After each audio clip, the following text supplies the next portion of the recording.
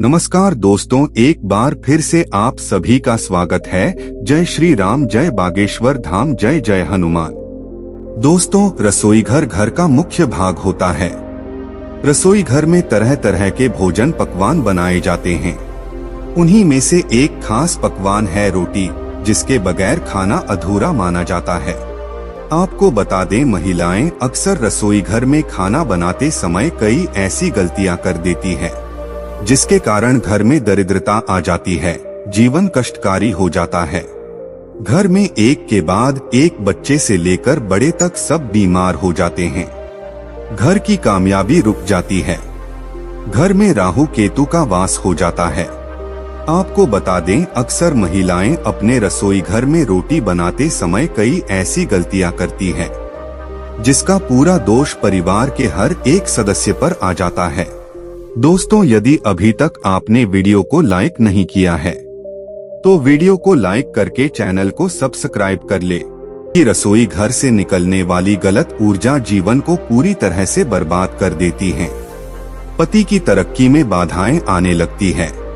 माना जाता है कि जो भी महिला रसोई घर में रोटी बनाते समय ये 3 गलती अगर करेगी तो उसका बर्बाद होना स्वाभाविक है। इसीलिए कोई भी महिला रसोई घर में रोटी बनाते समय ये 3 गलती भूलकर भी ना करें। इससे मां नाराज होती है और घर में आ जाती है कंगाली। तो आइए जानते हैं, लेकिन उससे पहले दोस्तों, आपसे रिक्वेस्ट है कि वीडियो को लाइक करें, अपने दोस्तों के साथ शेयर करें, और अगर आपने अभी तक चैनल को सब्सक्राइब नहीं किया तो सब्सक्राइब करके बेल आइकन जरूर प्रेस कर ले। दोस्तों, नंबर 1, सबसे पहले तो आपको बता दें कि महिलाओं को इस बात का ज्ञान होना चाहिए कि बच्चे, बड़े या बुजुर्ग किसी को भी थाली में 3 रोटी परोसकर नहीं देनी चाहिए।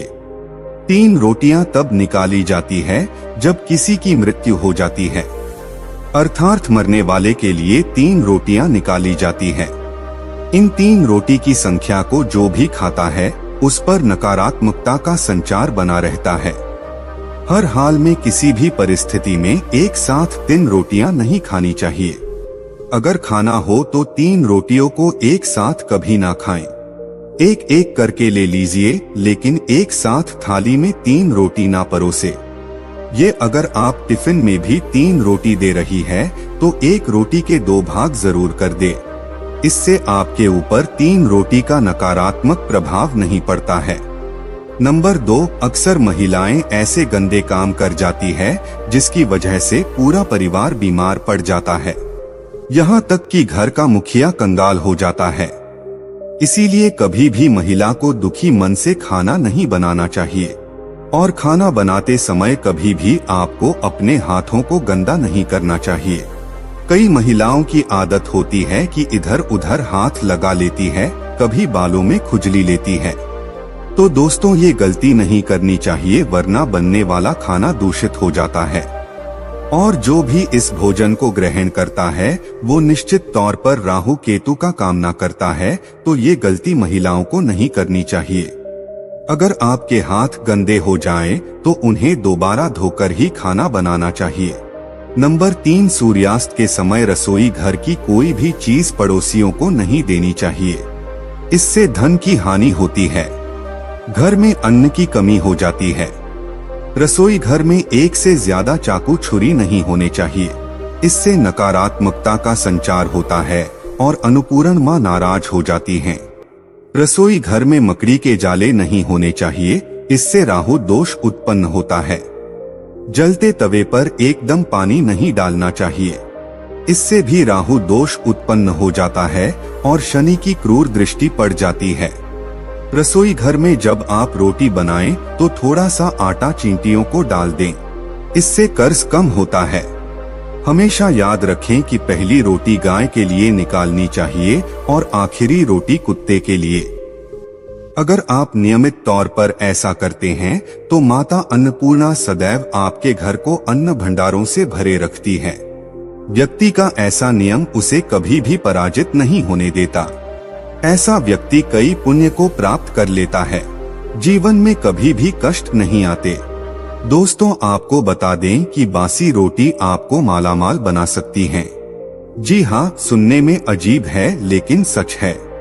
दोस्तों, अगर खाना कभी भी बच जाता है तो बासी रोटी अगर आप ग्रहण करते हैं तो ऐसे में आप पर देवी देवता प्रसन्न होते हैं, क्योंकि माना जाता है कि अन्य को कभी भी बर्बाद नहीं करना चाहिए।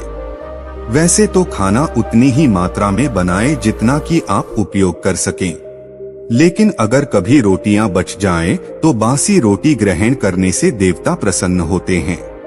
पर इसमें आपको बहुत बड़ी बात का ख्याल रखना है, और वो ये है कि बासी रोटी जो खराब हो चुकी है, ऐसी रोटी आपको ग्रहण नहीं करनी चाहिए, वरना इससे उल्टा पर दोष लगते हैं और साथ ही साथ आप बीमार भी पड़ सकते हैं।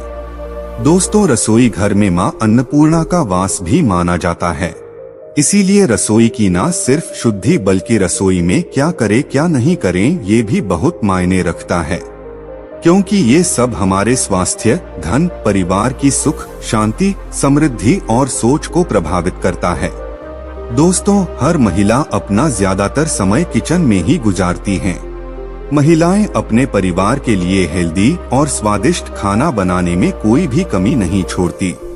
टेस्टी खाना बनाने के साथ साथ महिलाएं किचन की साफ सफाई का भी पूरा ध्यान रखती हैं, लेकिन इसके बावजूद भी वो अनजाने में कुछ ऐसी गलतियां कर देती है जिसका भुगतान घर के हर सदस्य को करना पड़ता है। नंबर 1, रसोई घर में सबसे पहली गलती जो अधिकतर गृहिणी करती है वो ये है कि बिना नहाए धोए ही रसोई में घुस जाती है, जो कि बहुत ही गलत है। ऐसा बिल्कुल भी ना करें, क्योंकि इससे अन्नपूर्णा मां नाराज होती है, जिसके कारण धीरे धीरे घर के भंडार खाली होना शुरू हो जाते हैं। नंबर 2, आज के इस स्टैंडिंग किचन के जमाने में महिलाएं स्लैब पर ही रोटी बना लेती है, लेकिन इसका गलत असर सेहत पर पड़ता है। इसीलिए रोटी हमेशा आपको चकले पर ही बनानी चाहिए। इससे धन लाभ के साथ साथ बीमारियां भी दूर रहती है। नंबर 3, रसोई घर को मां अन्नपूर्णा माना गया है, इसीलिए कोई भी काम करने के बाद किचन को साफ जरूर करें। इसके अलावा गैस को भी कभी गंदा ना रखें, इससे घर में दरिद्रता फैलती है। नंबर 4, रसोई की सजावट करने के लिए आप श्री कृष्ण का माखन खाते हुए कोई तस्वीर लगा सकते हैं। इससे किचन के साथ घर में भी सकारात्मक ऊर्जा का संचार होता है।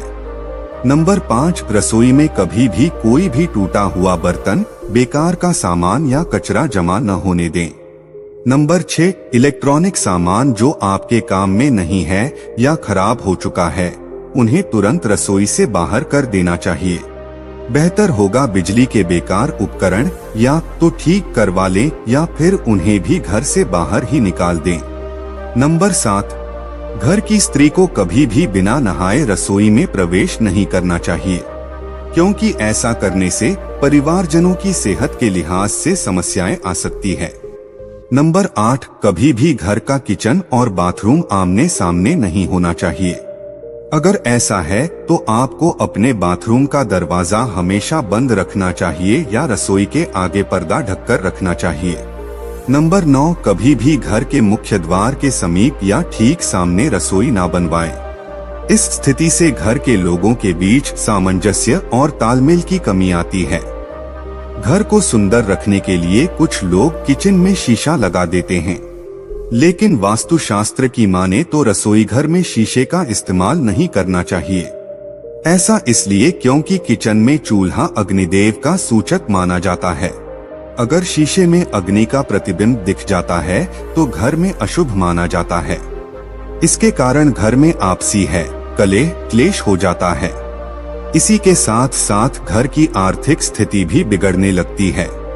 कई बार महिलाएं किचन में रोटी बनाने के बाद गुथा हुआ बचा हुआ आटा फ्रिज में छोड़ देती है और सुबह फिर से उसी का इस्तेमाल रोटी बनाने के लिए करती है। वास्तु के अनुसार ये सही नहीं होता। रसोई घर में गुथा हुआ आटा रखने से शनि और राहु का नकारात्मक प्रभाव पड़ने लगता है। इसी कारण से जीवन में अनेक प्रकार की समस्याएं होने लगती है। कई लोग अपनी किचन का इस्तेमाल स्टोर रूम की तरह करते हैं। जिस वस्तु का इस्तेमाल नहीं करते उसे किचन में रख देते हैं। वास्तु के हिसाब से ये सही नहीं माना जाता। माना जाता है कि किचन में कबाड़ सामान बिल्कुल भी नहीं रखना चाहिए। इससे मां अन्नपूर्णा नाराज हो सकती है। दोस्तों, वास्तुशास्त्र के अनुसार किचन में नमक का डिब्बा रखना चाहिए। इस नमक को समय समय पर बदलते हुए पानी में बहा देना चाहिए। माना जाता है कि नमक नकारात्मक ऊर्जा को कम करके सकारात्मक ऊर्जा को बढ़ाता है।